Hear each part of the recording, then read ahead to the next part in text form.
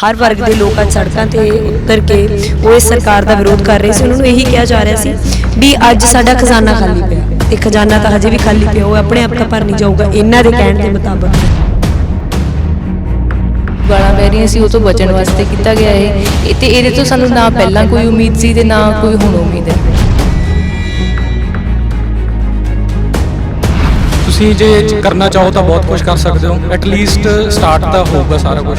ਜਿੱਦਾਂ ਬੇਅਦਬੀ ਦਾ ਮਸਲਾ, ਉਹਦੇ ਤੇ ਵੀ ਸਟੈਪ ਚੁੱਕੇ ਜਾਣ।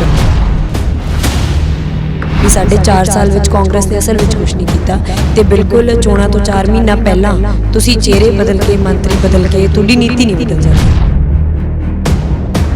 ਵੀ ਜਿਹੜੇ 4 ਮਹੀਨੇ ਰਹਿ ਗਏ ਨੇ ਇਹ ਸਿਰਫ ਵੋਟਾਂ ਦੀ ਰਾਜਨੀਤੀ ਖੇਡਣ ਦੇ ਲਈ ਸਿਰਫ ਇਹ ਜੋੜ ਤੋੜ ਲਾਏ ਜਾ ਰਹੇ ਨੇ। ਇਸ ਤੋਂ ਵੱਧ ਕੇ ਇਹ ਤੋਂ ਕੋਈ ਉਮੀਦਾਂ ਵੀ ਨਹੀਂ ਰੱਖਣੀਆਂ ਚਾਹੀਦੀਆਂ ਲੋਕਾਂ ਨੂੰ। ਅਸਲ ਵਿੱਚ ਲੋਕਾਂ ਲਈ ਖਜ਼ਾਨਾ ਖਾਲੀ ਹੈ, ਲੋਕਾਂ ਲਈ ਕੋਈ ਨੀਤੀਆਂ ਜਦੋਂ ਬਣਾਉਣੀਆਂ ਹੀ ਨਹੀਂ, ਜਦੋਂ ਨੀਅਤ ਹੀ ਨਹੀਂ ਸਰਕਾਰ ਦੀ ਤਾਂ ਫਿਰ ਚਿਹਰੇ ਬਦਲ ਕੇ ਕੋਈ ਫਰਕ ਨਹੀਂ ਪੈਂਦਾ। ਵੀ ਜਿਹੜਾ 1 ਸਾਲ ਦਾ ਅੰਦੋਲਨ ਆ ਉਹਨੇ ਇਸ ਤਰ੍ਹਾਂ ਲੋਕਾਂ ਦੀ ਮਾਨਸਿਕਤਾ ਬਦਲਤੀ ਵੀ ਲੋਕ ਅੱਜ ਕਿਸੇ ਵੀ ਸਿਆਸੀ ਪਾਰਟੀ ਨੂੰ ਮੂੰਹ ਨਹੀਂ ਲਾ ਰਹੇ, ਭਾਵੇਂ ਉਹ ਅਕਾਲੀ ਹੈ, ਭਾਜਪਾ ਹੈ, ਕਾਂਗਰਸ ਹੈ, ਇਹਨਾਂ ਦਾ ਕੁਝ ਨਹੀਂ ਸੀ ਬਣ ਰਿਹਾ। ਇਸ ਕਰਕੇ ਇਸ ਮੁੱਖ ਮੰਤਰੀ ਤੋਂ ਵੀ ਸਾਨੂੰ ਕੋਈ ਉਮੀਦ ਨਹੀਂ, ਕਿਉਂਕਿ ਆਉਣ ਸਾਰ ਇਹ ਸਾਰੇ ਚਰਚਾ ਇਹ ਹੋਣ ਲੱਗ ਗਈ ਮੁੱਖ ਮੰਤਰੀ ਬਦਲ ਗਿਆ, ਪਰ ਕੋਈ ਇਹ ਨਹੀਂ ਦਿਖਾ ਰਿਹਾ ਵੀ ਸਿੱਖਿਆ ਬੋਰਡ ਦੇ ਦਫ਼ਤਰ ਦੇ ਬਾਹਰ ਤਾਂ ਹਜੇ ਵੀ ਬੈਠੇ ਨੇ, ਪਟਿਆਲੇ ਤਾਂ ਹਜੇ ਵੀ ਮੁਲਾਜ਼ਮਾਂ ਦੇ ਧਰਨੇ ਚੱਲ ਰਹੇ ਨੇ, ਡਾਕਟਰਾਂ ਦੀਆਂ ਹੜਤਾਲਾਂ ਤਾਂ ਹਜੇ ਵੀ ਹੋ ਰਹੀਆਂ। ਅਸੀਂ ਇਸ ਭੁਲੇਖੇ 'ਚ ਨਾ ਪਈਏ ਵੀ ਇਹ ਸਰਕਾਰ ਕੁਝ ਬਦਲ ਲੈ ਕੇ ਆਊਗੀ। ਸਾਨੂੰ ਇਹ ਸਮਝਣਾ ਪੈਣਾ ਵੀ ਜੇ ਕੋਈ ਬਦਲ ਆ ਸਕਦਾ ਤਾਂ ਉਹ ਲੋਕਾਂ ਦੇ ਡੰਡੇ ਤੋਂ ਬਿਨਾਂ ਨਹੀਂ ਆ ਸਕਦਾ। पंजाबी यूनिवर्सिटियां ਨੂੰ फंड नहीं रिलीज़ किए जा रहे, पंजाब दी यूनिवर्सिटियां का मतलब बड़े पद्धर ते बुरा हाल है। तो पंजाब के सरकारी कॉलेज ने जिहड़े वो बड़े पद्धर ते इस चीज़ का शिकार ने कि उत्थे लगातार 26 साल तो भर्ती नहीं, चाहे कांग्रेस की सरकार रही हो चाहे अकालियों की सरकार रही हो। हाँ बिल्कुल, तुसीं देखो जिहड़े उन्हां दे कैबिनेट दे विच मंत्री ने वो उन्हां दे अपने ही जिहड़े कांग्रेस पार्टी के लीडर ने वो लगातार उन्हां दे इल्जाम ला रहे हैं कि राणा गुरजीत सिंह जिहड़ा हैगा वो आप ही रेत माफिया का सरगना है। एजुकेशन मिनिस्टर तो उन्होंने अनाउंसमेंट की थी कि स्किल डिवेलपमेंट यूनिवर्सिटी जी चमकौर साहब के लावांगे, बट तुसीं अगर देखो जाके उत्थे मैं रोज़ उत्थों तो जो आना घर नूं उत्थे यूनिवर्सिटी तो तुसीं देखो उत्थे सिर्फ 2 इट्टां रखियां होईयां ने 4-5 सालों के विच उन्होंने यही किया। आम लोगों की जिंदगी के कोई फर्क नहीं आना, वो सिर्फ ड्रामेबाजी होनी है तो आम लोग मतलब थोड़े दिनों के ही लोगों के सामने इन्हों का जो चेहरा वो नंगा हो जाना, तो ऑलरेडी नंगा हो भी चुका। मतलब वोट तंत्र तो सानू कोई आस नहीं रखनी चाहिए। भगत सिंह का जो रस्ता, भगत सिंह के जन्म दिहाड़े पर आप गल भी कर रहे हैं, तो वो रस्ता सानू जागरूक करने का रस्ता कि असी अपने लोगों को किवें लामबंद कर सकते हैं, मजदूरों किसानों इस वोट तंत्र के झमेले तो हटा के। ਕੀ ਕਾਂਗਰਸ ਕਦੇ ਪਹਿਲਾਂ ਦਲਿਤਾਂ ਦੇ ਲਈ ਉਹ ਪਾਲਿਸੀਜ਼ ਲੈ ਕੇ ਆਉਂਦੀ ਰਹੀ ਹੈ? ਕੀ ਕਾਂਗਰਸ ਨੇ ਦਲਿਤਾਂ ਦੇ ਜੋ ਪੰਚਾਇਤੀ ਜ਼ਮੀਨ ਦਾ ਹੱਕ ਆ ਉਹ ਤੇ ਕਿਤੇ ਸਟੈਂਡ ਕੀਤਾ? ਰੌਲਾ ਉਸ ਗੱਲ ਦਾ ਦਲਿਤ ਸੀਐਮ ਬਣਨ ਨਾਲ ਦਲਿਤਾਂ ਨੂੰ ਕੁਝ ਮਿਲ ਜੂਗਾ, ਇਹ ਬਹੁਤ ਵੱਡਾ ਵਹਿਮ ਹੈ। ਮਨਪ੍ਰੀਤ ਬਾਦਲ ਦਾ ਜਿਹੜਾ ਖਜ਼ਾਨਾ ਉਹ ਲੋਕਾਂ ਲਈ ਖਾਲੀ ਆ, ਪਰ ਉਹ ਕਾਰਪੋਰੇਟ ਘਰਾਣਿਆਂ ਲਈ ਜਾਂ ਜਿਹੜੇ ਪੰਜਾਬ ਦਾ ਜਗੀਰੂ ਵਰਗਾ ਜਿਹੜਾ ਉਹਨਾਂ ਨੂੰ ਫੰਡ ਕਰਦਾ ਉਹਨਾਂ ਲਈ ਖਾਲੀ ਨਹੀਂ ਹੈਗਾ। वो अज भी भरिया होया उन्होंने वास्ते तो लोगों लिए हमेशा ही खाली है, चाहे अकाली हो चाहे कांग्रेसी हो, उन्होंने फंड है जो उन्होंने खजाना वो लोगों वास्ते हमेशा ही खाली रहा।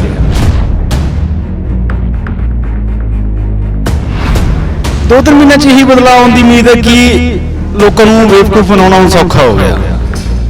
उन्होंने ये कह देंगे कि हुण देखो ही देखो असीं दलित सीएम लाता हुण चेंज आऊगा, तो लोग इसे खुशी 2-3 महीने कढ़ लांगे तो उन्होंने बाद च पता लगू भी होया तो कुछ नहीं। एक जी सिर्फ अपनी जी वड्डियां बिल्डिंगां बन जांदियां उन्हां नाल सिर्फ तरक्की असीं उहदे नाल मापण लग पईए, ये अपना तरीका ठीक नहीं गा ना। मतलब मुंबई नूं कहदी बहुत वड्डियां बिल्डिंगां उत्थे तरक्की आ गई, जां दिल्ली है जां जिहड़े वड्डे शहर उत्थे उच्चियां बिल्डिंगां तां बनदियां, पर उन्हां दे बार-बार तुहानूं बस्तियां भी दिखदियां होणगीਆਂ जिहड़े मतलब बहुत गरीबी च आपदा जीवन जिउ रहे आ।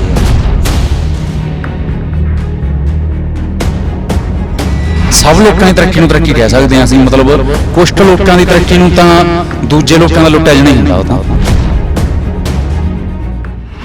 ਅਕਾਲ, ਤੁਸੀਂ ਦੇਖ ਰਹੇ ਹੋ ਔਨ 에ਅਰ ਤੇ ਮੈਂ ਹਾਂ ਦੀਕਸ਼ਾ ਠਾਕੁਰ। ਪੰਜਾਬ ਦੇ ਨਵੇਂ ਸੀਐਮ ਬਣਨ ਤੋਂ ਬਾਅਦ ਉਹਨਾਂ ਨੇ ਅਲੱਗ-ਅਲੱਗ ਮਹਿਕਮਿਆਂ ਦੇ ਅਲੱਗ-ਅਲੱਗ ਮੰਤਰੀ ਵੀ ਅਨਾਉਂਸ ਕਰ ਦਿੱਤੇ ਆ ਤੇ ਅੱਜ ਅਸੀਂ ਪਹੁੰਚੇ ਹਾਂ ਮੋਹਾਲੀ ਦੀ ਪੰਜਾਬ ਯੂਨੀਵਰਸਿਟੀ ਦੇ ਵਿੱਚ ਤੇ ਇੱਥੇ ਸਟੂਡੈਂਟਸ ਤੋਂ ਜਾਣਾਂਗੇ ਉਹਨਾਂ ਦੀ ਪੰਜਾਬ ਦੇ ਸੀਐਮ ਤੋਂ ਕੀ ਡਿਮਾਂਡਸ ਨੇ, ਕੀ ਮਸਲੇ ਨੇ ਉਹਨਾਂ ਦੇ।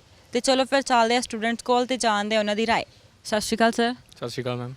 ਸਰ, ਨਵੇਂ ਮੰਤਰੀ ਬਣ ਗਿਆ ਸੀਐਮ ਨੇ, ਹਰ ਵਿਭਾਗ ਦੇ ਅਲੱਗ-ਅਲੱਗ ਮੰਤਰੀ ਅਨਾਉਂਸ ਕਰਤੇ, ਤੁਹਾਨੂੰ ਕੀ ਡਿਮਾਂਡ ਕੀ ਹੈ ਤੁਹਾਡੀ ਉਹਨਾਂ ਤੋਂ ਹੁਣ?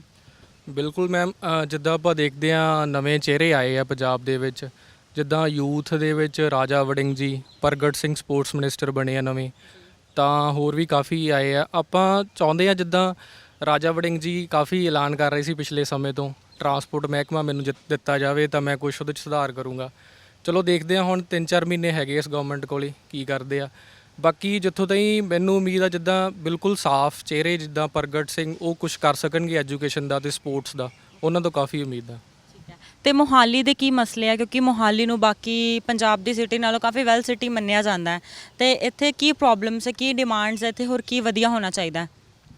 ਮੋਹਾਲੀ ਦੇ ਵਿੱਚ ਬੇਸਿਕਲੀ ਜਿੱਦਾਂ ਜਿਹੜੀ ਨਿਊ ਡਿਵੈਲਪਮੈਂਟ ਹੋ ਰਹੀ ਆ ਆਊਟਰ ਏਰੀਏ ਤੇ, ਉਹਨੂੰ ਪ੍ਰੋਪਰ ਉਹਦੀ ਰੈਗੂਲੇਸ਼ਨ ਨਹੀਂ ਹੋ ਰਹੀ। ਇਹਨਾਂ ਨੇ ਮਤਲਬ ਅਪਾਇੰਟਮੈਂਟ ਵੀ ਕੀਤੀ ਸੀ ਜਿੱਦਾਂ ਰੂਰਲ ਐਸਪੀ ਦੀ, ਤੇ ਉਹ ਕਰ ਤਾਂ ਰਹੇ ਆ ਬਟ ਉਹ ਪ੍ਰੋਪਰ ਨਹੀਂ, ਉਹਨੂੰ ਰੈਗੂਲਰ ਹੋ ਨਹੀਂ ਰਿਹਾ ਉਹਦਾ ਪ੍ਰੋਸੈਸ।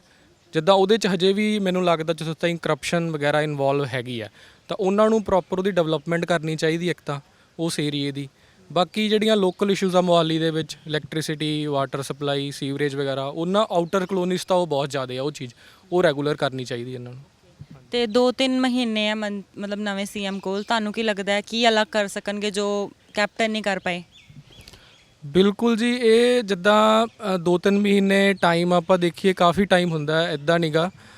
ਤੁਸੀਂ ਜੇ ਕਰਨਾ ਚਾਹੋ ਤਾਂ ਬਹੁਤ ਕੁਝ ਕਰ ਸਕਦੇ ਹੋ, ਐਟਲੀਸਟ ਸਟਾਰਟ ਤਾਂ ਹੋਊਗਾ ਸਾਰਾ ਕੁਝ। ਜਿੱਦਾਂ ਬੇਅਦਬੀ ਦਾ ਮਸਲਾ, ਉਹਦੇ 'ਤੇ ਵੀ ਸਟੈਪ ਚੁੱਕੇ ਜਾਣ, ਤਾਂ ਇਹ ਨਹੀਂ ਹੈਗਾ ਕਿ ਜੇ ਰਾਈਟ ਡਾਇਰੈਕਸ਼ਨ ਚੱਲਿਆ ਜਾਵੇ ਤਾਂ ਸੋਲਿਊਸ਼ਨ ਆਟੋਮੈਟਿਕਲੀ ਜ਼ਰੂਰੀ ਨਹੀਂ ਹੈਗਾ ਮਹੀਨੇ 2 ਮਹੀਨੇ ਕਦੋਂ ਵੀ ਨਿਕਲ ਸਕਦਾ। ਮੇਨ ਸਟਾਰਟ ਤਾਂ ਇਹੀ ਹੈ ਵੀ ਰਾਈਟ ਡਾਇਰੈਕਸ਼ਨ 'ਚ ਚੱਲਿਆ ਜਾਵੇ। ਬਾਕੀ ਹੋਰ ਵੀ ਕਈ ਮੁੱਦੇ ਆ, ਵੈਕੈਂਸੀਜ਼ ਕੱਢ ਸਕਦੇ ਆ ਹੋਰ ਗਵਰਨਮੈਂਟ ਸੈਕਟਰ ਦੇ ਵਿੱਚ, ਜਿੰਨੀਆਂ ਕਿਹਾ ਹੀ ਹੈ ਚੰਨੀ ਸਾਹਿਬ ਨੇ ਕੱਢਣਗੇ। ਬਾਕੀ ਦੇਖੋ, ਉਮੀਦਾਂ ਤਾਂ ਬਹੁਤ ਹੈ ਇਸ ਗਵਰਨਮੈਂਟ ਤੋਂ। ਵੈਕੈਂਸੀ ਅੱਗੇ ਵੀ ਬਹੁਤ ਆਈਆਂ, ਕਿੰਨੇ ਬੱਚਿਆਂ ਨੇ ਪੇਪਰ ਭਰੇ ਆ ਬਟ ਨਾ ਉਹਨਾਂ ਦਾ ਰਿਜ਼ਲਟ ਆ ਰਿਹਾ ਨਾ ਅੱਗੇ ਕੁਝ ਹੋ ਰਿਹਾ। ਹਾਂਜੀ, ਉਹਦੇ ਵਿੱਚ ਇਸ਼ੂਜ਼ ਆ ਰਹੇ ਆ, ਜਿੱਦਾਂ ਪੁਲਿਸ ਡਿਪਾਰਟਮੈਂਟ ਦੀ ਨਿਊਜ਼ ਆਈ ਸੀ ਪੇਪਰ ਲੀਕ ਵਗੈਰਾ ਦੀ, ਤਾਂ ਹੋਰ ਵੀ ਕਾਫੀ ਨਿਊਜ਼ ਆਈਆਂ ਸੀਗੀਆਂ। ਉਹਦੇ ਵਿੱਚ ਪ੍ਰੋਪਰ ਨਹੀਂ ਚੱਲ ਰਿਹਾ ਉਹਨਾਂ ਦਾ ਸਿਸਟਮ, ਉਹਨਾਂ ਨੂੰ ਰੈਗੂਲਰ ਕਰਨਾ ਚਾਹੀਦਾ। ਬਾਕੀ ਵੈਕੈਂਸੀਜ਼ ਤਾਂ ਇੱਦਾਂ ਦੇਖੋ ਕਿੰਨੀਆਂ ਕੱਢ ਸਕਦੇ ਆ, ਕਹਿਣ ਨੂੰ ਕਹਿ ਦਿੰਦੇ ਆ ਲੱਖ, ਉਹਦੇ ਵਿੱਚ ਮਤਲਬ ਮੰਨ ਕੇ ਚੱਲੋ ਵੀ ਮੇਨ ਗ੍ਰੈਜੂਏਟਸ ਲਈ ਤਾਂ 8-10 ਹਜ਼ਾਰ ਹੀ ਹੁੰਦੀਆਂ ਵੈਕੈਂਸੀਜ਼। ਹਾਂਜੀ। ਮੈਮ, ਨਵੇਂ ਸੀਐਮ ਨੇ ਜਿੱਦਾਂ ਹਰ ਵਿਭਾਗ ਦੇ ਮੰਤਰੀ ਵੀ ਬਦਲ ਦਿੱਤੇ ਆ, ਤੇ ਨਵੇਂ ਮੰਤਰੀਆਂ ਤੋਂ ਕੀ ਡਿਮਾਂਡ ਹੈ? ਮੇਰੀ ਤਾਂ ਹੀ ਉਹੀ ਜਿਹੜੀ ਡਿਮਾਂਡ ਹੈ, ਸਾਰੇ ਲੋਕਾਂ ਨੂੰ ਪਤਾ ਹੈ ਵੀ ਸਾਡੇ 4 ਸਾਲ ਵਿੱਚ ਕਾਂਗਰਸ ਨੇ ਅਸਲ ਵਿੱਚ ਕੁਝ ਨਹੀਂ ਕੀਤਾ, ਤੇ ਬਿਲਕੁਲ ਚੋਣਾਂ ਤੋਂ 4 ਮਹੀਨਾ ਪਹਿਲਾਂ ਤੁਸੀਂ ਚਿਹਰੇ ਬਦਲ ਕੇ, ਮੰਤਰੀ ਬਦਲ ਕੇ ਤੁਹਾਡੀ ਨੀਤੀ ਨਹੀਂ ਬਦਲ ਜਾਂਦੀ। ਅਸਲ ਵਿੱਚ ਸਰਕਾਰ ਨੇ ਪਹਿਲਾਂ ਵੀ ਲੋਕਾਂ ਨੂੰ ਲੁੱਟਿਆ, ਇਹ ਸਰਕਾਰ ਨੇ ਲੋਕਾਂ ਦੇ ਲਈ ਕੋਈ ਪਾਲਿਸੀਆਂ ਨਹੀਂ ਬਣਾਈਆਂ, ਉਹਨਾਂ ਲਈ ਕੋਈ ਕੰਮ ਨਹੀਂ ਕੀਤਾ, ਤੇ ਹੁਣ ਵੀ ਇਹੀ ਲੱਗਦਾ ਵੀ ਜਿਹੜੇ ਆ 4 ਮਹੀਨੇ ਰਹਿ ਗਏ ਨੇ, ਇਹ ਸਿਰਫ ਵੋਟਾਂ ਦੀ ਰਾਜਨੀਤੀ ਖੇਡਣ ਦੇ ਲਈ ਸਿਰਫ ਇਹ ਜੋੜ ਤੋੜ ਲਾਏ ਜਾ ਰਹੇ ਨੇ। ਇਸ ਤੋਂ ਵੱਧ ਕੇ ਇਹ ਤੋਂ ਕੋਈ ਉਮੀਦਾਂ ਵੀ ਨਹੀਂ ਰੱਖਣੀਆਂ ਚਾਹੀਦੀਆਂ ਲੋਕਾਂ ਨੂੰ ਵੀ ਇਹ ਸਰਕਾਰ ਕੋਈ ਆਖਰੀ 4 ਮਹੀਨਿਆਂ ਦੇ ਵਿੱਚ ਕੁਝ ਕਰ ਦੂਗੀ, ਕਿਉਂਕਿ ਪਹਿਲਾਂ ਜਿਹੜੇ ਬਹਾਨੇ ਲਾਏ ਜਾ ਰਹੇ ਨੇ ਲੋਕਾਂ ਨੂੰ, ਜਿਹੜੇ ਹਰ ਵਰਗ ਦੇ ਲੋਕ ਅੱਜ ਸੜਕਾਂ 'ਤੇ ਉਤਰ ਕੇ ਉਹ ਇਸ ਸਰਕਾਰ ਦਾ ਵਿਰੋਧ ਕਰ ਰਹੇ ਸੀ, ਉਹਨਾਂ ਨੂੰ ਇਹੀ ਕਿਹਾ ਜਾ ਰਿਹਾ ਸੀ ਵੀ ਅੱਜ ਸਾਡਾ ਖਜ਼ਾਨਾ ਖਾਲੀ ਪਿਆ, ਤੇ ਖਜ਼ਾਨਾ ਤਾਂ ਹਜੇ ਵੀ ਖਾਲੀ ਪਿਆ, ਉਹ ਆਪਣੇ ਆਪ ਤਾਂ ਭਰ ਨਹੀਂ ਜਾਊਗਾ ਇਹਨਾਂ ਦੇ ਕਹਿਣ ਦੇ ਮੁਤਾਬਕ।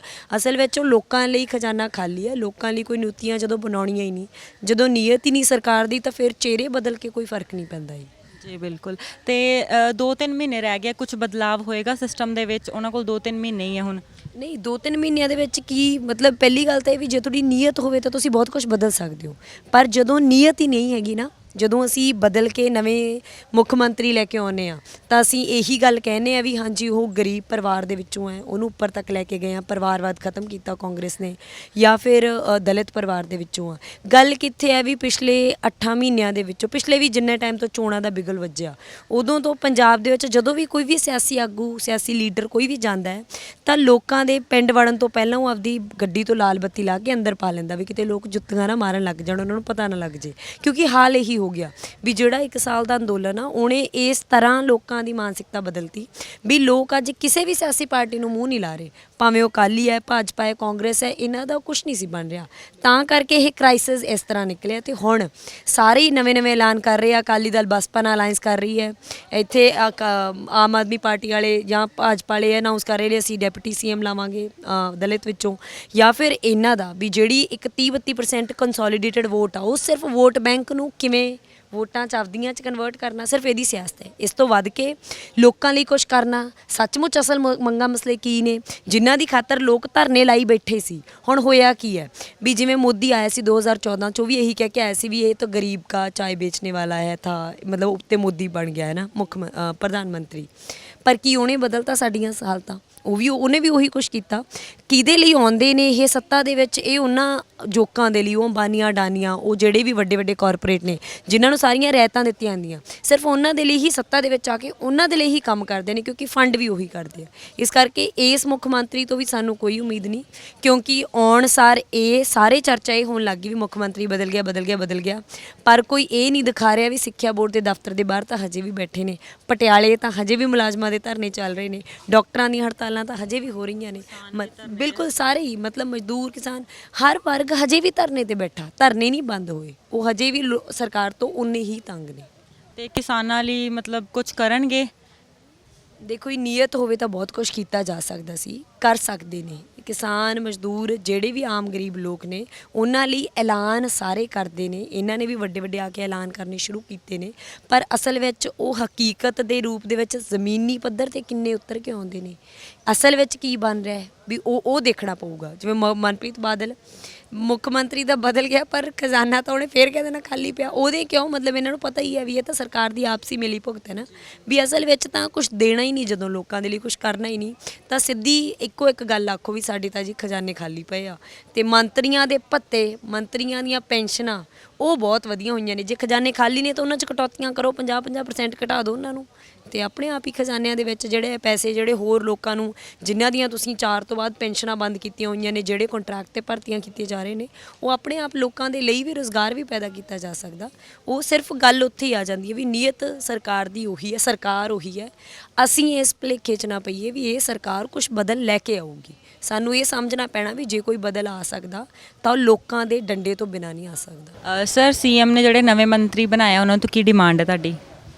ਮੈਂ ਉਹਨਾਂ ਤੋਂ ਡਿਮਾਂਡ ਕਰਨੀ ਮਤਲਬ ਹਾਸੋਹੀਣੀ ਗੱਲ ਆ, ਕਿਉਂਕਿ ਜਿਹੜੀ ਪੰਜਾਬ ਸਰਕਾਰ ਆ, ਪੰਜਾਬ ਸਰਕਾਰ ਦਾ ਮਤਲਬ ਪਿਛਲੇ ਲੰਬੇ ਸਮੇਂ ਦਾ ਇਤਿਹਾਸ ਰਿਹਾ ਕਿ ਪਹਿਲਾਂ ਕੈਪਟਨ ਰਿਹਾ, ਹੁਣ ਚੰਨੀ ਸੀਐਮ ਦਾ ਚਿਹਰਾ ਬਣਿਆ। ਉਹਦੇ ਨਾਲ ਆਮ ਲੋਕਾਂ ਦੀ ਜ਼ਿੰਦਗੀ ਦੇ ਵਿੱਚ ਕੋਈ ਤਬਦੀਲੀ ਆਊਗੀ ਇਹ ਦਿਖਦਾ ਨਹੀਂ ਹੈਗਾ, ਕਿਉਂਕਿ ਵੋਟਾਂ ਦੀ ਰਾਜਨੀਤੀ ਖੇਡੀ ਜਾ ਰਹੀ ਹੈ। ਜਦੋਂ ਵੋਟਾਂ ਦੀ ਰਾਜਨੀਤੀ ਹੈ ਤਾਂ ਫਿਰ ਉਹ ਜਾਤ, ਧਰਮ, ਤਾਂ ਇਹ ਸਾਰੇ ਚੀਜ਼ਾਂ ਦੇ ਵਿੱਚ ਸੁੰਗੜ ਕੇ ਰਹਿ ਜਾਂਦੀ ਆ। ਤਾਂ ਅੱਜ ਭਗਤ ਸਿੰਘ ਦਾ ਜਨਮ ਦਿਹਾੜਾ ਵੀ ਆ, ਤਾਂ ਭਗਤ ਸਿੰਘ ਨੇ ਮਤਲਬ ਬਹੁਤ ਦੇਰ ਪਹਿਲਾਂ ਹੀ ਇਹ ਗੱਲ ਕਰਤੀ ਸੀ ਕਿ ਜਿਹੜੀ ਆਜ਼ਾਦੀ ਦੇ ਲਈ ਇੰਡੀਅਨ ਨੈਸ਼ਨਲ ਕਾਂਗਰਸ ਲੜ ਰਹੀ ਆ ਵੀ ਉਹ ਆਜ਼ਾਦੀ ਸੱਚਮੁੱਚ ਦੀ ਆਜ਼ਾਦੀ ਨਹੀਂ ਹੈਗੀ। ਉਹ ਆਜ਼ਾਦੀ ਸਿਰਫ ਇਹ ਹੈ ਕਿ ਲਾਰਡ ਇਰਵਿਨ ਦੀ ਜਗ੍ਹਾ ਤੇ ਪੁਰਸ਼ੋਤਮ ਦਾਸ ਠਾਕੁਰ ਸੱਤਾ ਤੇ ਆ ਜਾਏਗਾ, ਉਹਦੇ ਨਾਲ ਮਜ਼ਦੂਰਾਂ ਕਿਸਾਨਾਂ ਦੀ ਜ਼ਿੰਦਗੀ ਦੇ ਉੱਪਰ ਕੋਈ ਫਰਕ ਨਹੀਂ ਪਊਗਾ। ਤੇ ਅੱਜ ਵੀ ਸਾਡੇ ਮਜ਼ਦੂਰਾਂ ਦੀ, ਕਿਸਾਨਾਂ ਦੀ, ਮਤਲਬ ਖੇਤ ਮਜ਼ਦੂਰ ਹਰ ਵਾਰ ਪਟਿਆਲੇ ਸੰਘਰਸ਼ ਕਰਦੇ ਦਿਖਦੇ ਨੇ ਆਪਾਂ ਨੂੰ, ਤੇ ਟੀਚਰ ਲਗਾਤਾਰ ਉਹਨਾਂ ਪਰ ਪੰਜਾਬ ਸਰਕਾਰ ਲਾਠੀ ਚਾਰਜ ਕਰਦੀ ਆ। ਤਾਂ ਸਮਾਜ ਦਾ ਹਰ ਤਬਕਾ ਜਿਹੜਾ ਉਹ ਲੁੱਟਿਆ ਜਾ ਰਿਹਾ। ਪੰਜਾਬੀ ਯੂਨੀਵਰਸਿਟੀ ਆ ਉਹਨੂੰ ਫੰਡ ਨਹੀਂ ਰਿਲੀਜ਼ ਕੀਤੇ ਜਾ ਰਹੇ। ਪੰਜਾਬ ਦੀਆਂ ਯੂਨੀਵਰਸਿਟੀਆਂ ਦਾ ਮਤਲਬ ਵੱਡੇ ਪੱਧਰ ਤੇ ਬੁਰਾ ਹਾਲ ਆ। ਮਤਲਬ ਹਰਿਆਣੇ ਨਾਲ ਕੰਪੈਰੀਜ਼ਨ ਕਰ ਲਓ ਤੁਸੀਂ, ਹਿਮਾਚਲ ਨਾਲ ਕੰਪੈਰੀਜ਼ਨ ਕਰ ਲਓ, ਤਾਂ ਪੰਜਾਬ ਦੇ ਸਰਕਾਰੀ ਕਾਲਜ ਨੇ ਜਿਹੜੇ ਉਹ ਵੱਡੇ ਪੱਧਰ ਤੇ ਇਸ ਚੀਜ਼ ਦਾ ਸ਼ਿਕਾਰ ਨੇ ਕਿ ਉੱਥੇ ਲਗਾਤਾਰ 26 ਸਾਲ ਤੋਂ ਭਰਤੀ ਨਹੀਂ ਹੋਈ, ਚਾਹੇ ਕਾਂਗਰਸ ਦੀ ਸਰਕਾਰ ਰਹੀ ਹੋਵੇ ਚਾਹੇ ਅਕਾਲੀਆਂ ਦੀ ਸਰਕਾਰ ਰਹੀ ਹੋਵੇ। ਇਹ ਵੱਡਾ ਇੱਕ ਤਰਾਸਦੀ ਹੈ ਕਿ ਨਾ ਤਾਂ ਐਜੂਕੇਸ਼ਨ ਨੂੰ ਪ੍ਰਾਇੋਰਟੀ ਦਿੱਤੀ ਜਾ ਰਹੀ ਹੈ, ਨਾ ਹੈਲਥ ਨੂੰ ਪ੍ਰਾਇੋਰਟੀ ਦਿੱਤੀ ਜਾ ਰਹੀ ਹੈ। ਹੈਲਥ ਦੇ ਵਿੱਚ ਵੀ ਸਰਕਾਰੀ ਭਰਤੀ ਨਹੀਂ ਕੀਤੀ ਜਾ ਰਹੀ, ਕਿਤੇ ਵੀ ਸਰਕਾਰੀ ਭਰਤੀ ਨਹੀਂ ਕੀਤੀ ਜਾ ਰਹੀ। ਮਤਲਬ ਹੁਣ ਜਿਹੜਾ ਨਵਾਂ ਸੀਐਮ ਬਣਿਆ ਜਿੰਨੀਆਂ ਮਰਜ਼ੀ ਲੰਮੀਆਂ ਡਿੰਗਾਂ ਮਾਰੀ ਜਾਵੇ, ਬਟ ਅਗਰ ਬਹੁਤ ਵੱਡੇ ਕਰ ਰਹੇ ਨੇ, ਗਰੀਬਾਂ ਦੀ ਸੁਣਾਂਗੇ, ਆਮ ਜਨਤਾ ਦੀ ਸੁਣਾਂਗੇ। ਹਾਂ ਬਿਲਕੁਲ, ਤੁਸੀਂ ਦੇਖੋ ਜਿਹੜੇ ਉਹਨਾਂ ਦੇ ਕੈਬਨਿਟ ਦੇ ਵਿੱਚ ਮੰਤਰੀ ਨੇ ਉਹ ਉਹਨਾਂ ਦੇ ਆਪਣੇ ਹੀ ਜਿਹੜੇ ਕਾਂਗਰਸ ਪਾਰਟੀ ਦੇ ਲੀਡਰ ਨੇ ਉਹ ਲਗਾਤਾਰ ਉਹਨਾਂ ਦੇ ਇਲਜ਼ਾਮ ਲਾ ਰਹੇ ਨੇ ਕਿ ਰਾਣਾ ਗੁਰਜੀਤ ਸਿੰਘ ਜਿਹੜਾ ਹੈਗਾ ਉਹ ਆਪ ਹੀ ਰੇਤ ਮਾਫੀਆ ਦਾ ਸਰਗਣਾ ਹੈ। ਤਾਂ ਉਹ ਜਦੋਂ ਸਰਗਣੇ ਤੁਸੀਂ ਕੈਬਨਿਟ 'ਚ ਬਾੜਦੇ ਹੋ ਤਾਂ ਉਹਨਾਂ ਤੇ ਤੁਸੀਂ ਕੀ ਆਸ ਰੱਖ ਸਕਦੇ ਹੋ? ਮਤਲਬ ਉਹ ਕੈਪੈਸਿਟੀ ਨਹੀਂ ਹੈਗੀ, ਇਸ ਢਾਂਚੇ ਦੀ ਕੈਪੈਸਿਟੀ ਨਹੀਂ ਹੈਗੀ ਕਿ ਲੋਕਾਂ ਦੀਆਂ ਜਿਹੜੀਆਂ ਡਿਮਾਂਡਸ ਨੇ ਉਹਨਾਂ ਨੂੰ ਡੀਲ ਕਰ ਸਕੇ। ਤੇ 2-3 ਮਹੀਨੇ ਆ ਉਹਨਾਂ ਦੇ ਕੋਲ, ਤੁਹਾਨੂੰ ਲੱਗਦਾ 2-3 ਮਹੀਨੇ 'ਚ ਕੁਝ ਕਰ ਪਾਣਗੇ ਉਹ?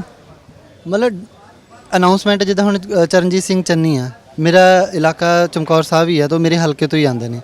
ਤਾਂ ਉੱਥੇ ਉਹਨਾਂ ਨੇ ਕਾਂਗਰਸ ਪਾਰਟੀ ਨੇ ਜਾਂ ਉਹ ਟੈਕਨੀਕਲ ਮਿਨਿਸਟਰ ਵੀ ਰਹੇ ਨੇ, ਐਜੂਕੇਸ਼ਨ ਮਿਨਿਸਟਰ, ਤਾਂ ਉਹਨਾਂ ਨੇ ਅਨਾਉਂਸਮੈਂਟ ਕੀਤੀ ਸੀ ਕਿ ਸਕਿੱਲ ਡਿਵੈਲਪਮੈਂਟ ਯੂਨੀਵਰਸਿਟੀ ਜਿਹੜੀ ਚਮਕੌਰ ਸਾਹਿਬ ਦੇ ਵਿੱਚ ਲਾਵਾਂਗੇ।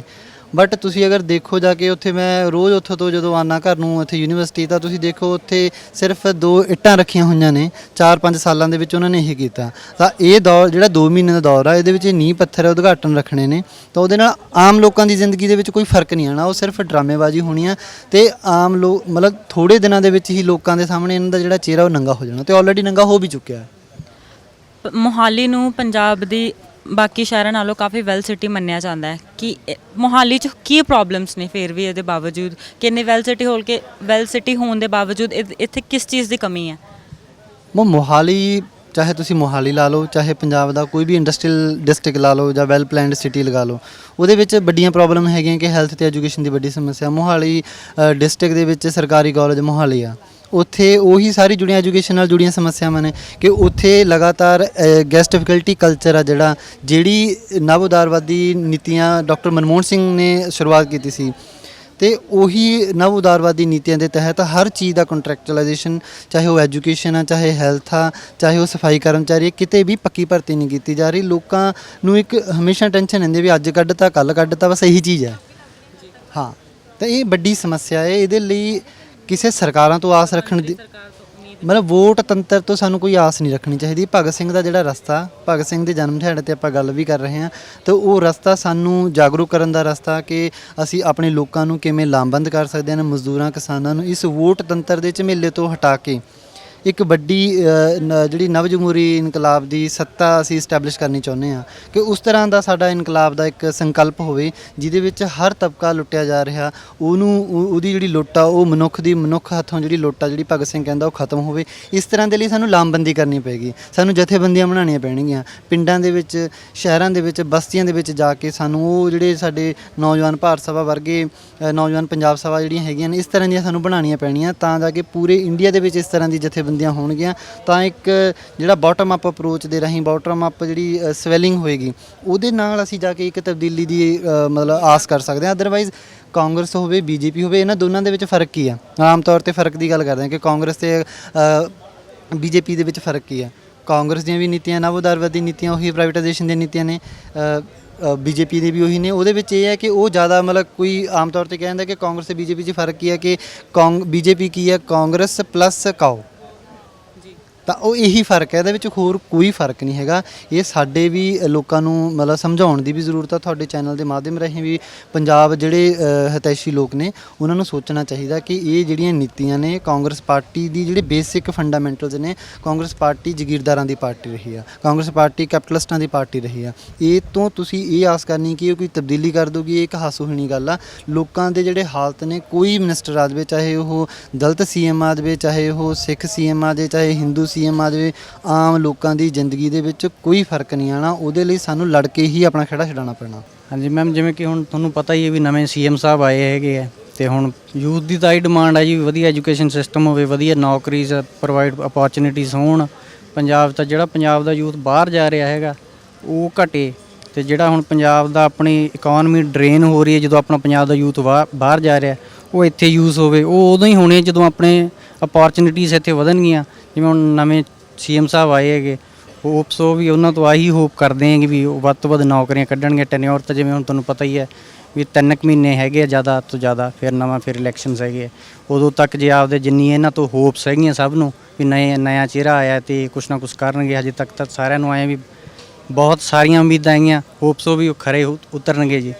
ਜੋ ਕੈਪਟਨ ਨਹੀਂ ਕਰ ਪਾਏ ਉਹ ਮਤਲਬ ਚੰਨੀ ਕਰ ਪਾਓਗੇ, ਤੁਹਾਨੂੰ ਉਮੀਦ ਹੈਗੀ ਉਹਨਾਂ ਤੋਂ? ਹਾਂਜੀ, ਪੂਰੀ ਉਮੀਦ ਹੈ ਜੀ ਵੀ ਹੁਣ ਜਿਹੜਾ ਕੁਝ ਹੋਣਾ ਸੀ ਉਹ ਤਾਂ ਲੰਘ ਗਿਆ, ਜਿਹੜਾ ਪਾਸ ਸੀਗਾ।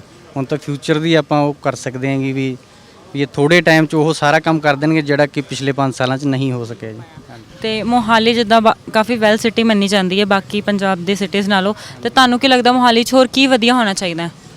ਮੈਮ ਥੋੜੀ ਜਿਵੇਂ ਕਿ ਹੁਣ ਉੱਥੇ ਕਈ ਰੋਡਸ ਹੈਗੀਆਂ, ਜਾਂ ਜਿਵੇਂ ਉਹ CCTV ਕੈਮਰਾਸ ਹੈਗੇ ਆ, ਜਿਵੇਂ ਹੁਣ ਟਰਾਈ ਸਿਟੀ 'ਚ ਵੈਸੇ ਤਾਂ ਫਿੱਟ ਹੋ ਹੀ ਗਏ ਨੇ, ਉਹ ਜੇ ਹੋਰ ਥੋੜੇ ਅੱਛੇ ਹੋ ਜਾਣ ਤਾਂ ਜਿਵੇਂ ਕਿ ਜ਼ਿਆਦਾ ਵਾਰਦਾਤਾਂ ਹੁੰਦੀਆਂ ਹੈਗੀਆਂ ਜਿਵੇਂ ਪੰਜਾਬ 'ਚ। ਇੱਕ ਟਰਾਈ ਸਿਟੀ ਦਾ ਪਾਰਟ ਹੈਗਾ, ਐਸੇ ਚੰਡੀਗੜ੍ਹ ਹੀ ਹੈ, ਮੈਂ ਮੋਹਾਲੀ ਵੀ ਜਿਵੇਂ ਕਿ ਉਹਦੇ ਨਾਲ ਹੀ ਅਟੈਚ ਹੈ, ਤਾਂ ਫਿਰ ਉਹਦੇ ਸਰਵੀਲੈਂਸ ਅੱਛਾ ਹੋ ਜੇ ਤਾਂ ਉਹਦੀ ਥੋੜੀ ਜਿਹੀ ਅਪਲਿਫਟਮੈਂਟ ਹੋ ਜੇ ਰੋਡਸ ਤੇ ਸਾਰਾ, ਤੇ ਫਿਰ ਜਮਾਂ ਚੰਡੀਗੜ੍ਹ ਵਰਗਾ ਹੀ ਬਣ ਜੇ। ਮੈਮ ਸਰ, ਨਵੇਂ CM ਨੇ ਜਿਹੜੇ ਨਵੇਂ ਮੰਤਰੀ ਬਣਾਏ ਆ, ਤੁਹਾਨੂੰ ਉਹਨਾਂ ਤੋਂ ਕੀ ਉਮੀਦ ਹੈ, ਕੀ ਡਿਮਾਂਡ ਹੈ? ਦੇਖੋ, ਜਦੋਂ ਕਾਂਗਰਸ ਨੂੰ ਲੱਗਿਆ ਕਿ ਉਹਨਾਂ ਦਾ ਜਿਹੜਾ ਚਿਹਰਾ ਹੈਗਾ ਹਨਾ ਕੈਪਟਨ ਅਮਰਿੰਦਰ ਸਿੰਘ ਹੈ ਉਹ ਲੋਕਾਂ ਦੇ ਵਿੱਚ ਕਿਤੇ ਨਹੀਂ ਸਟੈਂਡ ਕਰਦਾ, ਤਾਂ ਇੱਕ ਇਹ ਸਾਨੂੰ ਐਜ਼ ਅ ਇੱਕ ਜੁਮਲਾ ਲੱਗਦਾ ਹਨਾ ਵੀ ਉਹਨਾਂ ਨੇ ਇੱਕ ਨਵਾਂ ਚਿਹਰਾ ਲਿਆਂਦਾ ਤੇ ਇਹ ਕਹਿਤਾ ਕਿ ਹੁਣ ਇਹ ਸਾਰਾ ਕੁਝ ਕਰੂਗਾ।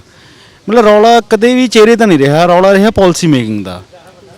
ਕਿ ਕਾਂਗਰਸ ਉਹ ਪਾਲਿਸੀਆਂ ਲੈ ਕੇ ਆਉਂਦੀ ਰਹੀ ਆ ਕਿ ਜਿਹੜੀਆਂ ਲੋਕਾਂ ਦੇ ਹਿੱਤ ਵਿੱਚ ਖੜ ਸਕਣ? ਕੀ ਕਾਂਗਰਸ ਕਦੇ ਪਹਿਲਾਂ ਦਲਿਤਾਂ ਦੇ ਲਈ ਉਹ ਪਾਲਿਸੀਜ਼ ਲੈ ਕੇ ਆਉਂਦੀ ਰਹੀ ਹੈ? ਕੀ ਕਾਂਗਰਸ ਨੇ ਦਲਿਤਾਂ ਦੇ ਜੋ ਪੰਚਾਇਤੀ ਜ਼ਮੀਨ ਦਾ ਹੱਕ ਆ ਉਹ 'ਤੇ ਕਿਤੇ ਸਟੈਂਡ ਕੀਤਾ? ਰੌਲਾ ਉਸ ਗੱਲ ਦਾ ਹੈ। ਦਲਿਤ ਸੀਐਮ ਬਣਨ ਨਾਲ ਦਲਿਤਾਂ ਨੂੰ ਕੁਝ ਮਿਲ ਜੂਗਾ, ਇਹ ਬਹੁਤ ਵੱਡਾ ਵਹਿਮ ਆ। ਚਲੋ ਇੱਕ ਰਿਪਰੈਜ਼ੈਂਟੇਸ਼ਨ ਦੇ ਤੌਰ ਤੇ ਠੀਕ ਹੈ ਕਿ ਉਹਨਾਂ ਦੀ ਪੋਲੀਟੀਕਲ ਕੰਪਲਸ਼ਨ ਹੈ ਕਿ ਉਹਨਾਂ ਨੂੰ ਇੱਕ ਦਲਿਤ ਸੀਐਮ ਲਾਉਣਾ ਪੈ ਰਿਹਾ, ਚਲੋ ਠੀਕ ਗੱਲ ਹੈ, ਪਰ ਇਹਦੇ ਨਾਲ ਸਮਾਜ ਦੇ ਵਿੱਚ ਕੋਈ ਬਦਲਾਅ ਆਊਗਾ ਉਹਦੀ ਕੋਈ ਬਾਹਲੀ ਉਮੀਦ ਨਹੀਂ ਹੈਗੀ ਸਾਨੂੰ। ਐਜ਼ ਅ ਸਟੂਡੈਂਟ ਹੋਣ ਦੇ ਨਾਤੇ ਕੋਈ ਸਾਨੂੰ ਇੰਪਲੋਇਮੈਂਟ ਦੇ ਕੁਛ ਰਾਹ ਦਿਖ ਰਿਹਾ, ਕੋਈ ਸਾਨੂੰ ਅੱਗੇ ਦਿਖ ਰਿਹਾ ਕਿ ਚੰਨੀ ਸਾਹਿਬ ਸਾਨੂੰ ਨੌਕਰੀਆਂ ਦਵਾ ਦੇਣਗੇ, ਸਾਨੂੰ ਨਹੀਂ ਇਹ ਗੱਲ ਲੱਗਦੀ ਹੈਗੀ। ਮਨਪ੍ਰੀਤ ਬਾਦਲ ਹਜੇ ਵੀ ਫਾਈਨੈਂਸ ਮਿਨਿਸਟਰ ਹੈ ਤਾਂ ਉਹਨਾਂ ਨੇ ਕਿਹਾ ਸੀ ਖਜ਼ਾਨੇ ਖਾਲੀ ਹੋ ਗਏ, ਕਿ ਹੁਣ ਐਨ ਮੋਮੈਂਟ ਤੇ ਖਜ਼ਾਨੇ ਭਰ ਜਾਣਗੇ ਕਿ ਖਾਲੀ ਰਹਿਣਗੇ? ਨਹੀਂ ਦੇਖੋ, ਖਜ਼ਾਨੇ ਉਵੇਂ ਖਾਲੀ ਤਾਂ ਨਹੀਂ ਹੈਗੇ ਸੀ ਕਦੇ ਵੀ, ਲੋਕਾਂ ਵਾਸਤੇ ਖਾਲੀ ਸੀਗੇ, ਕਾਰਪੋਰੇਟ ਘਰਾਣਿਆਂ ਵਾਸਤੇ ਜਾਂ ਜਿਹੜੇ ਪੰਜਾਬ ਦੇ ਜਗੀਰੂ ਨੇ ਜਿਨ੍ਹਾਂ ਨੇ ਲੈਂਡ ਮਾਈਨਿੰਗ ਕਰਨੀ ਆ ਜਾਂ ਜਿਨ੍ਹਾਂ ਨੇ ਜਿਹੜੇ ਲੈਂਡ ਮਾਈਨਿੰਗ ਦੇ ਕੇਸਾਂ 'ਚ ਫਸੇ ਹੋਏ ਸੀਗੇ ਉਹਨਾਂ ਨੂੰ ਮੰਤਰੀ ਲਾਉਣ ਦਾ ਕੀ ਮਤਲਬ ਹੈ ਹਨਾ? 3-3 ਕਰੋੜ ਦੀਆਂ ਗੱਡੀਆਂ 'ਚ ਉਹ ਬਹਿ ਕੇ ਆਉਂਦੇ ਆ, ਤਾਂ ਆਮ ਲੋਕਾਂ ਦੀ ਸਰਕਾਰ ਦਿਖਾਉਣ ਦੀ ਜਿਹੜੀ ਕੋਸ਼ਿਸ਼ ਆ ਉਹ ਉੱਥੇ ਹੀ ਨਾਕਾਮ ਹੋ ਜਾਂਦੀ ਹੈ ਜਦੋਂ ਉਹੋ ਜਿਹੇ ਮੰਤਰੀ ਲਾਏ ਜਾਂਦੇ ਆ ਜਿਹੜੇ ਲੈਂਡ ਮਾਈਨਿੰਗ ਦੇ ਕੇਸ ਦੇ ਵਿੱਚ ਸ਼ਾਮਿਲ ਹੈ। ਉਹ ਪਹਿਲਾਂ ਹਟਾਏ ਗਏ ਇਸ ਕੇਸ ਕਰਕੇ। ਮਨਪ੍ਰੀਤ ਬਾਦਲ ਦਾ ਜਿਹੜਾ ਖਜ਼ਾਨਾ ਉਹ ਲੋਕਾਂ ਲਈ ਖਾਲੀ ਆ, ਪਰ ਉਹ ਕਾਰਪੋਰੇਟ ਘਰਾਣਿਆਂ ਲਈ ਜਾਂ ਜਿਹੜੇ ਪੰਜਾਬ ਦਾ ਜਗੀਰੂ ਵਰਗਾ ਜਿਹੜਾ ਉਹਨਾਂ ਨੂੰ ਫੰਡ ਕਰਦਾ ਉਹਨਾਂ ਲਈ ਖਾਲੀ ਨਹੀਂ ਹੈਗਾ। ਉਹ ਅੱਜ ਵੀ ਭਰਿਆ ਹੋਇਆ ਉਹਨਾਂ ਵਾਸਤੇ ਤੇ ਲੋਕਾਂ ਲਈ ਉਹ ਹਮੇਸ਼ਾ ਹੀ ਖਾਲੀ ਹੈ, ਚਾਹੇ ਉਹ ਅਕਾਲੀ ਹੋਣ ਚਾਹੇ ਕਾਂਗਰਸੀ ਹੋਣ। ਉਹਨਾਂ ਦਾ ਫੰਡ ਜਿਹੜਾ ਉਹਨਾਂ ਦਾ ਖਜ਼ਾਨਾ ਉਹ ਲੋਕਾਂ ਵਾਸਤੇ ਹਮੇਸ਼ਾ ਹੀ ਖਾਲੀ ਰਿਹਾ ਹੈਗਾ। 2-3 ਮਹੀਨਿਆਂ 'ਚ ਮਤਲਬ ਕੀ ਬਦਲਾਅ ਆਉਣ ਦੀ ਉਮੀਦ ਹੈ? 2-3 ਮਹੀਨਿਆਂ 'ਚ ਇਹੀ ਬਦਲਾਅ ਆਉਣ ਦੀ ਉਮੀਦ ਹੈ ਕਿ ਲੋਕਾਂ ਨੂੰ ਬੇਵਕੂਫ ਬਣਾਉਣਾ ਹੁਣ ਸੌਖਾ ਹੋ ਗਿਆ। ਉਹਨਾਂ ਨੂੰ ਇਹ ਕਹਿ ਦੇਣਗੇ ਕਿ ਹੁਣ ਦੇਖੋ ਜੀ ਦੇਖੋ ਅਸੀਂ ਦਲਿਤ ਸੀਐਮ ਲਾਤਾ, ਹੁਣ ਚੇਂਜ ਆਊਗਾ, ਤੇ ਲੋਕ ਇਸੇ ਖੁਸ਼ੀ 'ਚ 2-3 ਮਹੀਨੇ ਕੱਢ ਲਾਂਗੇ ਤੇ ਉਹਨਾਂ ਨੂੰ ਬਾਅਦ 'ਚ ਪਤਾ ਲੱਗੂ ਵੀ ਹੋਇਆ ਤਾਂ ਕੁਛ ਹੈ ਨਹੀਂ। ਇਹੀ ਇੰਨੀ ਕੁ ਸਾਨੂੰ ਲੱਗਦਾ ਵੀ ਜਿਹੜਾ ਉਹ ਪੋਲੀਟੀਕਲ ਇੱਕ ਟੈਕਟਿਕਸ ਵਰਤਿਆ ਉਹਨਾਂ ਨੇ ਕਿ ਪਹਿਲਾਂ 4 ਸਾਲ ਹੋਰ ਬੰਦਾ ਕੰਮ ਕਰੂ, ਜਦੋਂ ਉਹਦੇ ਜ਼ਿਆਦਾ ਗਾਲਾਂ ਪੈ ਜਾਣਗੀਆਂ ਤਾਂ ਉਹਨੂੰ ਹਟਾ ਕੇ ਇੱਕ ਨਵਾਂ ਬੰਦਾ ਲਿਆਓ। ਕੀ ਚੰਨੀ ਸਾਹਿਬ ਜਿਹੜੇ ਦਲਿਤਾਂ ਦੇ ਰਿਪਰੈਜ਼ੈਂਟੇਟਿਵ ਹੋਣ ਦੀ ਇੱਕ ਫੇਸ ਨੇ, ਆਪਦੇ ਆਪ ਨੂੰ ਇੱਕ ਫੇਸ ਆਮ ਬੰਦੇ ਦਾ ਫੇਸ ਮੰਨਦੇ ਆ, ਕੀ ਉਹ ਦਲਿਤਾਂ ਦੇ ਜਿਹੜੇ ਪੰਜਾਬ ਦੇ ਵਿੱਚ ਹੱਕ ਨੇ ਉਹ ਦਿਵਾਉਣਗੇ? ਕੀ ਉਹਨਾਂ ਦੇ ਪੰਚਾਇਤੀ ਜ਼ਮੀਨ ਦਾ ਜਿਹੜਾ ਦਲਿਤਾਂ ਦਾ ਹੱਕ ਆ ਉਹ ਦਿਵਾਉਣਗੇ ਪੰਜਾਬ ਦੇ ਵਿੱਚ? ਕਦੇ ਵੀ ਨਹੀਂ ਹੋ ਸਕਦਾ ਇਹ। ਸਰ, ਸੀਐਮ ਨੇ ਜਿਹੜੇ ਨਵੇਂ ਮੰਤਰੀ ਅਨਾਉਂਸ ਕੀਤੇ ਉਹਨਾਂ ਤੋਂ ਕੀ ਡਿਮਾਂਡ ਹੈ ਤੁਹਾਡੀ? ਸਾਡੇ ਜਿੰਨੇ ਵੀ ਨਵੇਂ ਮੰਤਰੀ ਅਨਾਉਂਸ ਕੀਤੇ ਉਹ 'ਚ ਚਾਹੇ ਫਾਈਨਾਂਸ ਮਿਨਿਸਟਰ ਮਨਪ੍ਰੀਤ ਬਾਦਲ ਆ ਨਾ, ਟਰਾਂਸਪੋਰਟ ਮਿਨਿਸਟਰ ਰਾਜਾ ਵੜਿੰਗ ਨੂੰ ਲਾਇਆ, ਤੇ ਜਾਂ ਆਪਣੇ ਪ੍ਰਗਟ ਸਿੰਘ ਨੂੰ ਲਾਇਆ, ਜਾਂ ਹੋਰ ਵੀ ਜਿੰਨੇ ਵੀ ਲਾਏ ਆ ਨਾ 15 ਮੰਤਰੀ ਲਾਏ ਨਵੇਂ। ਤੇ ਉਹਦੇ 'ਚ ਵੈਸੇ ਤਾਂ ਆਪਾਂ ਨੂੰ ਸਾਰਿਆਂ ਦਾ ਇਤਿਹਾਸ ਪਤਾ ਹੀ ਆ ਕਿ ਉਹਨਾਂ ਨੇ ਕਿੰਨੇ ਕੁ ਲੋਕ ਹਿਤੈਸ਼ੀ ਕੰਮ ਕੀਤੇ ਆ ਜਾਂ ਕਿੰਨੇ ਕੁ ਉਹਨਾਂ ਨੇ ਲੋਕ ਹਿਤੈਸ਼ੀ ਸਟੈਂਡ ਲਏ ਆ। ਮਤਲਬ ਪਿਛਲੇ 4.5 ਸਾਲਾਂ 'ਚ ਹੁਣ ਜਿਹੜਾ ਕੈਪਟਨ ਦਾ ਨਾਮ ਲੈ ਕੇ ਕੈਪਟਨ ਨੇ ਨਹੀਂ ਕੁਛ ਕਰਨ ਦਿੱਤਾ, ਮਤਲਬ ਉਹਦੇ 'ਚ ਇਹਨਾਂ ਦਾ ਬਰਾਬਰ ਦਾ ਯੋਗਦਾਨ ਆ ਜੋ ਸਰਕਾਰ ਦੀ 4.5 ਸਾਲਾਂ ਦੀ ਕਾਰਗੁਜ਼ਾਰੀ ਆ। ਤੇ ਉਹਦੇ 'ਚ ਡਿਮਾਂਡਾਂ ਤਾਂ ਇਹੀ ਆ ਜਿੰਨਾ ਵੀ ਵੱਧ ਤੋਂ ਵੱਧ ਕਰ ਸਕਦੇ ਆ। ਅੱਜ ਦੇ ਟਾਈਮ ਜਿਹੜੀ ਮੁੱਖ ਉਹ ਆ ਨਾ ਆਪਣੀ ਲੜਾਈ ਸੈਂਟਰ ਸਰਕਾਰ ਨਾਲ ਚੱਲ ਰਹੀ ਆ, ਉਹਦੇ 'ਚ ਜਿਹੜੇ ਮਤਲਬ ਪੰਜਾਬ ਦੀਆਂ ਸਟੇਟ ਦੀਆਂ ਜਾਂ ਹੋਰ ਵੀ ਸਟੇਟਾਂ ਤੋਂ ਜਿਹੜੇ ਅਧਿਕਾਰ ਹੋਏ ਜਾ ਰਹੇ ਆ ਉਹਨਾਂ ਦੇ ਵਿਰੁੱਧ ਲੜਾਈ ਮੈਨੂੰ ਲੱਗਦਾ ਇਹਨਾਂ ਨੂੰ ਵੀ ਲੜਨੀ ਚਾਹੀਦੀ ਆ। ਤੇ ਤੁਹਾਨੂੰ ਲੱਗਦਾ 2-3 ਮਹੀਨਿਆਂ 'ਚ ਕੁਝ ਕਰ ਪਾਣਗੇ? 2-3 ਮਹੀਨਿਆਂ 'ਚ ਹੀ ਆਪਾਂ ਨੂੰ ਕੋਈ ਐਵੇਂ ਕਹਦੀ ਬਾਹਲੀ ਉਮੀਦ ਤਾਂ ਹੈ ਨਹੀਂ ਗੀ ਹੈ ਨਾ ਵੀ ਕਿ ਇਹ ਸਾਰੀ ਰੂਪ ਰੇਖੇ ਬਦਲ ਦੇਣਗੇ, ਸਾਰੀ ਦਿਸ਼ਾ ਬਦਲ ਦੇਣਗੇ। ਮਤਲਬ ਜੋ ਕੁਛ ਪਿਛਲੀਆਂ ਸਰਕਾਰਾਂ ਨੇ ਕੀਤਾ ਉਹ ਕੁਛ ਇਹ ਕਰਨਗੇ, ਪਰ ਜਿਵੇਂ ਜਿਵੇਂ ਵੋਟਾਂ ਨੇੜੇ ਆ, ਵੋਟਾਂ ਦੇ ਨੇੜੇ ਆਉਣ 'ਤੇ ਤਾਂ ਮਤਲਬ ਪਹਿਲਾਂ ਵੀ 2-3 ਮਹੀਨਿਆਂ ਤੋਂ ਪੋਸਟਾਂ ਨਿਕਲ ਹੀ ਰਹੀਆਂ। ਉਹੋ ਜਿਹਾ ਹੋ ਸਕਦਾ ਕੁਛ ਥੋੜ੍ਹੀਆਂ ਬਹੁਤ ਪੋਸਟਾਂ ਕੱਢ ਦੇਣ ਜਾਂ ਕੁਛ ਪੋਪੁਲਿਸਟ ਜਿਹੇ ਕੰਮ ਕਰ ਦੇਣ ਜਿਨ੍ਹਾਂ ਨਾਲ ਮਤਲਬ ਇਹਨਾਂ ਨੂੰ ਵੋਟਾਂ 'ਚ ਫਾਇਦਾ ਹੋਊਗਾ। ਉਹੋ ਜਿਹਾ ਕੁਛ ਹੀ ਕਰਨਗੇ ਮੈਨੂੰ ਲੱਗਦਾ, ਇਸ ਤੋਂ ਵੱਧ ਕੋਈ ਜ਼ਿਆਦਾ ਆਸਾਂ ਨਹੀਂ ਗੀ। ਮੋਹਾਲੀ ਜਿੱਦਾਂ ਬਾਕੀ ਪੰਜਾਬ ਦੀ ਸਿਟੀ ਨਾਲੋਂ ਕਾਫੀ ਵੈਲ ਸਿਟੀ ਮੰਨੀ ਜਾਂਦੀ ਹੈ, ਤੇ ਇਹਦੇ ਵਿੱਚ ਹੋਰ ਕੀ ਮਸਲੇ ਮੋਹਾਲੀ ਦੇ ਵਿੱਚ, ਕਿਸ ਚੀਜ਼ ਦੀ ਕਮੀ ਹੈ, ਹੋਰ ਕੀ ਵਧੀਆ ਹੋਣਾ ਚਾਹੀਦਾ? ਇੱਕ ਜੀ ਸਿਰਫ ਆਪਾਂ ਜਿਹੜੀਆਂ ਵੱਡੀਆਂ ਬਿਲਡਿੰਗਾਂ ਬਣ ਜਾਂਦੀਆਂ ਉਹਨਾਂ ਨਾਲ ਸਿਰਫ ਤਰੱਕੀ ਅਸੀਂ ਉਹਦੇ ਨਾਲ ਮਾਪਣ ਲੱਗ ਪਈਏ, ਇਹ ਆਪਣਾ ਤਰੀਕਾ ਠੀਕ ਨਹੀਂ ਗਾ ਹੈ ਨਾ। ਮਤਲਬ ਮੁੰਬਈ ਨੂੰ ਕਹਿੰਦੀ ਬਹੁਤ ਵੱਡੀਆਂ ਬਿਲਡਿੰਗਾਂ ਉੱਥੇ ਤਰੱਕੀ ਆ ਗਈ, ਜਾਂ ਦਿੱਲੀ ਆ ਜਾਂ ਜਿਹੜੇ ਵੱਡੇ ਸ਼ਹਿਰ ਉੱਥੇ ਉੱਚੀਆਂ ਬਿਲਡਿੰਗਾਂ ਤਾਂ ਬਣਦੀਆਂ, ਪਰ ਉਹਨਾਂ ਦੇ ਬਾਰ-ਬਾਰ ਤੁਹਾਨੂੰ ਬਸਤੀਆਂ ਵੀ ਦਿਖਦੀਆਂ ਹੋਣਗੀਆਂ ਜਿਹੜੇ ਮਤਲਬ ਬਹੁਤ ਗਰੀਬੀ 'ਚ ਆਪਦਾ ਜੀਵਨ ਜਿਉਂ ਰਹੇ ਆ ਹੈ ਨਾ। ਮਤਲਬ ਉਹਨਾਂ ਦੀ ਜ਼ਿੰਦਗੀ ਵੀ ਸਾਨੂੰ ਬਰਾਬਰ ਦੇਖਣੀ ਪਊ। ਸਿਰਫ ਬਿਲਡਿੰਗਾਂ ਜਿਹੜੀਆਂ ਮਤਲਬ ਇੱਥੇ ਵੱਡੀਆਂ ਵੱਡੀਆਂ ਕੰਪਨੀਆਂ ਆ ਕੇ ਵੇਚ ਰਹੀਆਂ, ਇੱਥੇ ਮਤਲਬ ਰੀਅਲ ਏਸਟੇਟ ਦਾ ਕਾਰੋਬਾਰ ਖੜਾ ਹੋਇਆ ਨਾ, ਚਾਹੇ ਨਿਊ ਚੰਡੀਗੜ੍ਹ 에ਅਰਪੋਰਟ ਰੋਡ ਤੇ ਵੇਖ ਲਈਏ, ਮੋਹਾਲੀ ਉਹਦਾ ਮੇਨ ਹੱਬ ਆ ਚੰਡੀਗੜ੍ਹ ਮੋਹਾਲੀ, ਤੇ ਉਹਦੇ 'ਚ ਵੱਡੀਆਂ ਵੱਡੀਆਂ ਕੰਪਨੀਆਂ ਨੂੰ ਤਾਂ ਫਾਇਦਾ ਹੋ ਰਿਹਾ, ਜਾਂ ਇੱਥੇ ਕੁਛ ਕੁ ਐਲੀਟ ਕਲਾਸ ਆ ਕੇ ਵਸ ਵੀ ਜਾਊਗੀ ਮੰਨ ਲੈਂਦੇ ਆ। ਪਰ ਜਿਹੜਾ ਗਰੀਬ ਤਬਕਾ, ਹੁਣ ਜਿਹਨੂੰ ਨੌਕਰੀਆਂ ਨਹੀਂ ਮਿਲ ਰਹੀਆਂ, ਜਿਹੜੀਆਂ ਬਸਤੀਆਂ, ਹੁਣ ਬਸਤੀਆਂ 'ਚ ਤਾਂ ਉਹ ਸਹੂਲਤਾਂ ਵੀ ਹੈ ਨਹੀਂ, ਜਿਵੇਂ ਆਪਾਂ 24 ਘੰਟੇ ਬਿਜਲੀ ਦੀ ਗੱਲ ਕਰਦੇ ਹਾਂ ਚੰਡੀਗੜ੍ਹ ਮੋਹਾਲੀ 'ਚ ਨਾ, ਬਸਤੀਆਂ 'ਚ ਤਾਂ ਉਹ ਸਹੂਲਤਾਂ ਹੈ ਨਹੀਂ ਗੀਆਂ, ਜਾਂ ਪਾਣੀ ਦੀ ਸਹੂਲਤ ਆ, ਮਤਲਬ ਉਹ ਸਹੂਲਤਾਂ ਵੱਲ ਵੀ ਦੇਖਣਾ ਚਾਹੀਦਾ। ਤਰੱਕੀ ਸਭ ਲੋਕਾਂ ਦੀ ਤਰੱਕੀ ਨੂੰ ਤਰੱਕੀ ਕਹਿ ਸਕਦੇ ਹਾਂ ਅਸੀਂ, ਮਤਲਬ ਕੁਛ ਲੋਕਾਂ ਦੀ ਤਰੱਕੀ ਨੂੰ ਤਾਂ ਦੂਜੇ ਲੋਕਾਂ ਦਾ ਲੁੱਟਿਆ ਜਾਣਾ ਹੀ ਹੁੰਦਾ ਉਹ ਤਾਂ। ਨਵੇਂ ਸੀਐਮ ਨੇ ਜਿਹੜੇ ਨਵੇਂ ਮੰਤਰੀ ਅਨਾਉਂਸ ਕੀਤੇ ਅਲੱਗ-ਅਲੱਗ ਵਿਭਾਗਾਂ ਦੇ, ਤੁਹਾਨੂੰ ਉਹਨਾਂ ਤੋਂ ਕੀ ਉਮੀਦ ਹੈ, ਕੀ ਡਿਮਾਂਡ ਕਰਦੇ ਹੋ ਉਹਨਾਂ ਤੋਂ? ਮਤਲਬ ਇਹ ਜਿਹੜਾ ਸਾਰਾ ਢਾਂਚਾ ਹੈਗਾ ਪਾਰਲੀਮੈਂਟਰੀ ਪੋਲਿਟਿਕਸ ਦਾ, ਇਹਨੂੰ ਲੈ ਕੇ ਸਾਡੀ ਇੱਕ ਬਹੁਤ ਮੋਟੀ ਜਿਹੀ ਸਮਝ ਆ, ਜਿਹਦੇ ਵਿੱਚ ਹੀ ਮਤਲਬ ਇਹਦੇ ਜਵਾਬ ਮਿਲਣਗੇ ਵੀ ਜਿਹੜੀ ਹੁਣ ਨਵੀਂ ਸਰਕਾਰ ਹੈ, ਨਵੀਂ ਕੈਬਨਿਟ ਬਣੀ ਹੈ ਨਾ, ਮਤਲਬ ਬਿਲਕੁਲ ਅਖੀਰਲੇ ਦਿਨ ਰਹਿ ਗਏ ਸਰਕਾਰ ਦੇ 5 ਸਾਲ ਦੇ, ਉਹਦੇ ਵਿੱਚ ਨਵਾਂ ਸੀਐਮ ਬਣਿਆ, ਦਲਿਤ ਸੀਐਮ, ਨਵਾਂ ਕੈਬਨਿਟ ਬਣਿਆ, ਮਤਲਬ ਉਹਨੂੰ ਲੈ ਕੇ ਸਾਨੂੰ ਇੰਨੀ ਕੁ ਸਮਝ ਹੈਗੀ ਵੀ ਜਿਹੜੇ ਇਸ਼ੂਜ਼ ਨੇ ਸਮਾਜ ਦੇ, ਹੈ ਨਾ, ਮਤਲਬ ਜਿਹੜੇ ਪੀੜਿਤ ਲੋਕਾਂ ਦੇ ਇਸ਼ੂਜ਼ ਨੇ, ਵਰਕਰਸ ਦੇ ਇਸ਼ੂਜ਼ ਨੇ, ਔਰਤਾਂ ਦੇ, ਦਲਿਤਾਂ ਦੇ ਇਸ਼ੂਜ਼ ਨੇ, ਉਹਦਾ ਹੱਲ ਕਿਤੇ ਵੀ ਇਸ ਸਿਸਟਮ 'ਚ ਹੈ ਨਹੀਂਗਾ। ਠੀਕ ਹੈ, ਅੱਜ ਆਪਾਂ ਕਹਿ ਦਈਏ ਵੀ ਕੋਈ ਔਰਤ ਪ੍ਰਧਾਨ ਮੰਤਰੀ ਲੱਗ ਜਾਵੇ, ਕੋਈ ਔਰਤ ਚੀਫ ਮਿਨਿਸਟਰ ਲੱਗ ਜਾਵੇ, ਕੋਈ ਦਲਿਤ ਚੀਫ ਮਿਨਿਸਟਰ ਲੱਗ ਜਾਵੇ, ਉਹਨਾਂ ਨਾਲ ਉਹ ਸੈਕਸ਼ਨ ਦਾ ਅਪਾਰ ਉਤਾਰਾ ਹੋ ਜਾਊਗਾ, ਇਹੋ ਜਿਹੀ ਕੋਈ ਸਮਝ ਨਹੀਂ ਹੈਗੀ ਸਾਡੀ।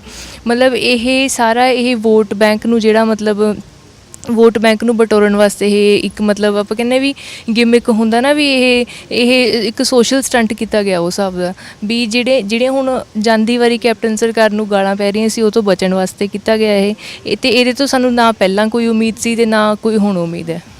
ਤੇ 2-3 ਮਹੀਨਿਆਂ 'ਚ ਤੁਹਾਨੂੰ ਲੱਗਦਾ ਕੁਝ ਕਰ ਪਾਣਗੇ?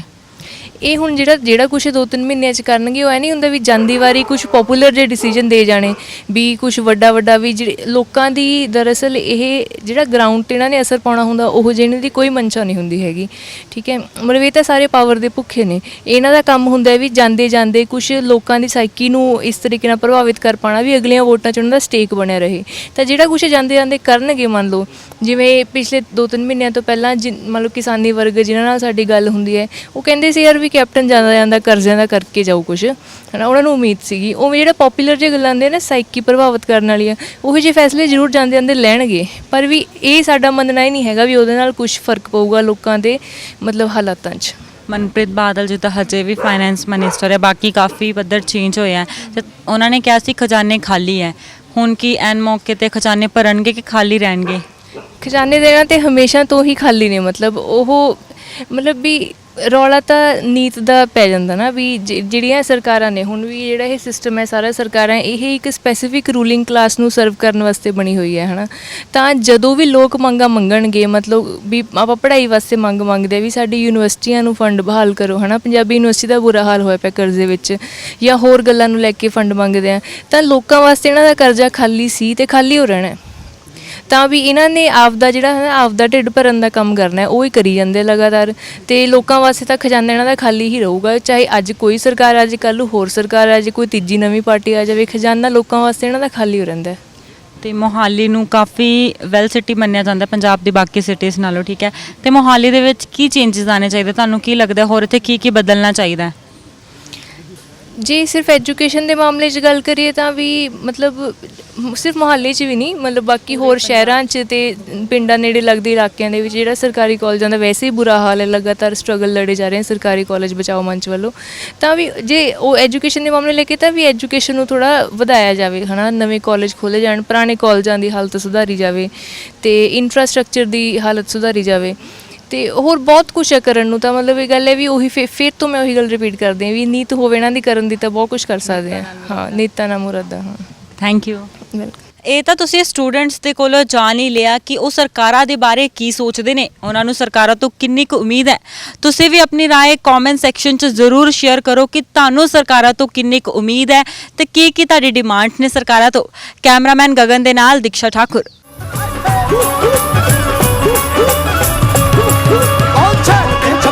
ਜਵਾਨ ਮੁੰਡਿਆ ਬੜਾ ਸੋਹਣਾ ਨੱਚਦਾ ਮੈਦਾਨ ਮੁੰਡਿਆ, ਆਸ਼ਿਕਾਂ 'ਚ ਆਪਣਾ ਸ਼ੁਮਾਰ ਕਰ ਲੈ, ਪਿਆਰ ਕਰ ਲੈ ਵੇ ਆਜਾ